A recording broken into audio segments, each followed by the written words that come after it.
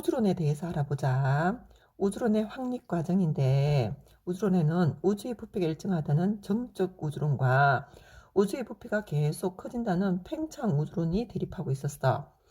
그랬을 때 팽창 우주론에 우주가 팽창한다는 팽창 우주론의 증거가 관측됨으로써 정적 우주론 무너지게 되고 팽창 우주론이 자리 잡게 돼. 자, 그 증거는 허벌이라는 학자가 외부 은하를 관측해 보니까 은하들이 서로 어떻게 된다고 멀어지고 있고, 멀리 있는 은하일수록 후퇴 속도, 멀어지는 속도가 더 어떠하다 빠르다는 걸 보고 우주가 팽창하고 있다는 걸 알게 된 거지.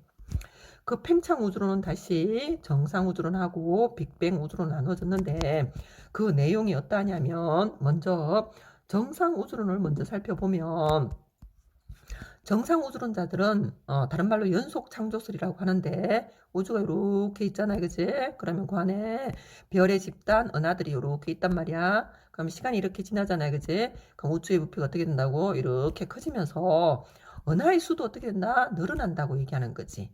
됐나? 이렇게 얘기하는 게 정상 우주론이야.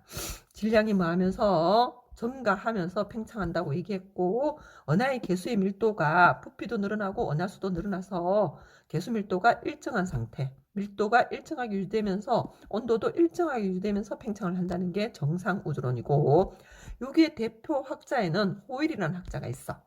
됐나? 그랬을 때 이 학자들은 우주는 언제 어디에서 어디를 보더라도 동일하다고 얘기를 주장을 했지. 자, 그랬을 때 사람들이 그러면 이 생성된 은하는 어디에서 왔느냐? 그리고 질량이 늘어났는데 질량 보존의 법칙에 위배가 되는데 어떻게 된 거냐라고 물었을 때 대답을 잘 하지 못한 거지. 자, 거기에 반해서 빅뱅 우주론, 다른 말로 대폭발 우주론이라 하는데, 빅뱅 우주론자들은 지금으로부터 약 138억 년 전에 아주 고온의 초고온 밀도가 엄청나게 높은 한 점에서 빵 어떻게 했다고 터졌다는 거지. 그러면서 우주의 부피가 만다고 팽창한다고 얘기한 건데, 자, 이렇게 우주가 있잖아, 그지? 그럼 아까 여기 은하가들이 이렇게 들어있다고 했지, 그지? 얘들 역시 시간이 지나면 우주의 부피가 어떻게 된다고? 팽창한 팽창 우주론이야, 빅뱅 우주론. 자, 근데 얘들은 우주가 팽창하면서 은하의 수는 일정하게 유지된다고 얘기한 거지. 됐나? 그럼 질량이 많은 상태에서 일정한 상태에서 팽창을 하는 거지. 그러다 보면 밀도는 어떻게 되고 낮아지고 온도도 어떻게 된다고 낮아진다는 거지. 됐나? 이렇게 주장한 학자에는 가모프라든지 르메트르가 있고, 가모프는 잘 기억해 주시고, 자, 그래서 정상 우주론하고 빅뱅 우주론이 대립하고 있을 때 빅뱅 우주론의 증거가 하나둘씩 밝혀지게 돼. 그 증거에는 우주 배경 복사가 있고, 그리고 또 우주의 수소하고 헬륨의 질량비가 3대 1이라고 빅뱅 우주론자들이 먼저 주장을 했고, 나중에 관측을 해보니까 실제로 몇 대 몇이더라고 3대 1인 게 확인이 된 거지. 그래서 정상 우주론은 무너지고 빅뱅 우주론이 자리를 제대로 잡게 되고 교과서에 실리고 우리가 배우게 되는 거지. 자, 확인을 해보자. 우주론 배우고 있다, 그지? 무슨 우주론이 있다고? 정상 우주론과 빅뱅 우주론이 있는데, 거기 학자에는, 여기에는 호일이라는 학자가 있고, 그 다음 여기는 누가 있다고? 가모프라는 학자가 있고. 됐나? 우주의 크기는 정상 우주론도 크기가 커진다, 빅뱅 우주론도 팽창한다, 크기가 커진다고 얘기했고, 자, 거기에 반해서 우주의 질량은 정상 우주론자들은 질량이 많으면서 은하의 수가 늘어나면서 증가하면서 부피가 팽창해서 밀도는 일정하게 유지되고 온도도 밀도 따라가서 이렇게 일정하게 유지된다는 거지. 자, 거기에 반해서 빅뱅 우주론자들은 우주의 크기는 커지는데 은하의 수가 그대로 있어서 질량이 일정한 상태를 유지하며 우주의 밀도가 점점 어떻게 된다고? 낮아진다. 그러면서 온도도 낮아져서 지금의 모습이 되었다고 주장한 거지.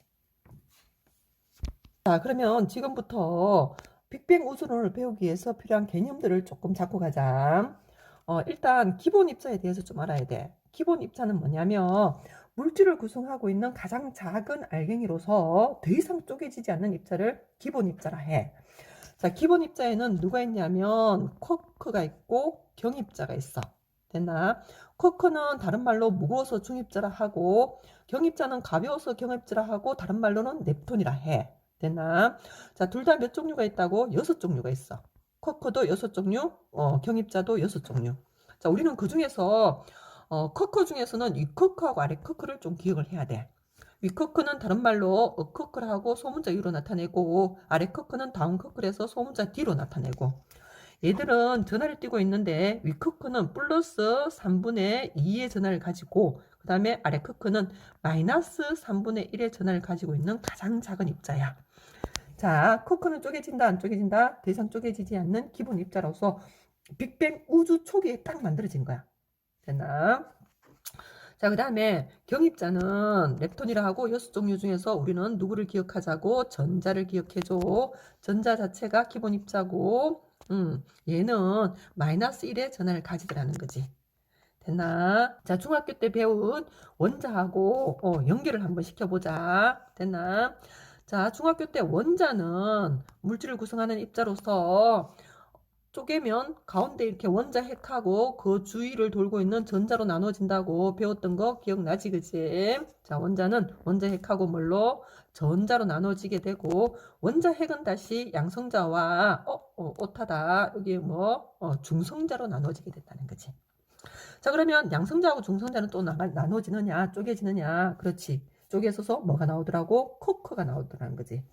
자, 양성자는 어커크 2개에 다운커크 1개로 구성이 돼 있고, 중성자는 어커크 1개에 다운커크 2개로 구성이 돼 있더라는 거지. 됐나? 그럼 요 커크는 쪼개진다 안 쪼개진다? 커크는 더 이상 쪼개지지 않는 기본 입자라고 얘기했었다. 자, 그 다음에 전자 자체가 기본 입자로서 쪼개지지 않았지, 그치? 자, 그 다음에 전하량을 한번 비교해보자. 양성자 같은 경우는 어커크가 2개니까 플러스 3분의 2, 플러스 3분의 2, 그 다음에 다운커크 하나니까 마이너스 3분의 1 해서 플러스 1의 전하를 가지게 되는 반면, 중성자는 어커크가 1개라서 플러스 3분의 2, 다운커크 2개라서 마이너스 3분의 1, 마이너스 3분의 1을 하게 되면 전하를 가지지 않는 상태가 되는 거지. 전자는 자체가 마이너스 1의 전하를 가진다고 했었다. 됐나? 자, 그렇게 되면 양성자는 플러스 전하를 가지고 중성자는 전하를 가지지 않으니까 원자 핵은 플러스의 전하를 가지게 되고. 됐나? 그 다음에 전자는 마이너스 전하를 가지게 되고. 그러면 원자 핵과 전자가 만나서 이루어진 원자는 중성 상태가 되는 거지. 중성 상태의 원자는 양성자 수하고 전자 수가 같기 때문에 중성 상태를 유지하게 된다는 거. 됐나? 자, 그 다음에 질량을 비교해보면 양성자하고 중성자는 질량이 거의 비슷해. 그래서 몇 대 몇이라고? 1대1이고, 거기에 반해서 전자는 질량이 무지 작아. 질량이 없는 건 아닌데 질량이 있지만 너무 작아서 원자의 질량수라든지 이런 걸 계산할 때 전자의 질량은 무시하게 돼.